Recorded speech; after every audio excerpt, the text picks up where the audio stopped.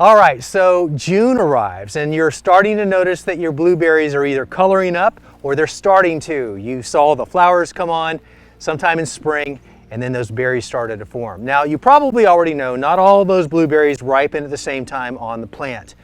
But when they do turn blue, that doesn't mean that they're ripe yet. That's an indicator that they're almost ripe. So if you can resist the urge to pick them right at the moment that you first see them turn blue, they're going to taste a lot better if you wait just a few days.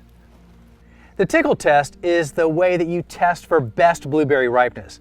The very scientific and sophisticated process involves gently tickling the berry clusters. The gentle tickling touch will cause perfectly ripe blueberries to fall away from the stem while unripe berries remain attached. Now, once the blueberries start to ripen, you want to keep up with it every day because it happens pretty quickly. They all start ripening pretty much one day after the other. So be out here every day because if you miss them, they're going to drop right off and you're going to miss that opportunity. It happens really fast. To clean blueberries for fresh eating, put the amount you need in a colander or a strainer and rinse them under cold water. And since blueberries are delicate, keep the water pressure on the lower end. Alternatively, you could swish them around in a bowl of cool water, but spread them out on paper towels and let them drip dry for a few hours or gently dry them with a clean kitchen towel or paper towel. Now, if you're storing blueberries in the refrigerator, don't wash your blueberries until you're ready to use them. That's because any excess moisture from washing can cause them to go bad more quickly than in the fridge.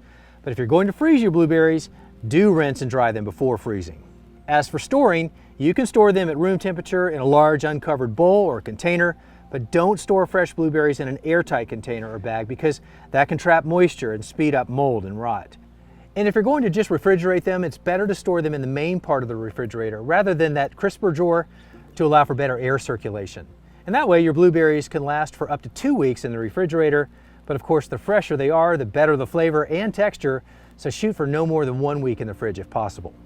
Now with a little luck, you're going to have a lot more blueberries than you could probably eat in 2 weeks. But the good news is blueberries freeze really well, but the key to freezing them evenly and so they don't clump is to get a rimmed baking sheet and go ahead and lay them out flat on the sheet, put them in the freezer for about 30 minutes, then put them into your freezer bag of choice, and I suggest writing the date on the bag first, remove as much air as possible from the bag, seal it up, and store the bags flat for easy stacking.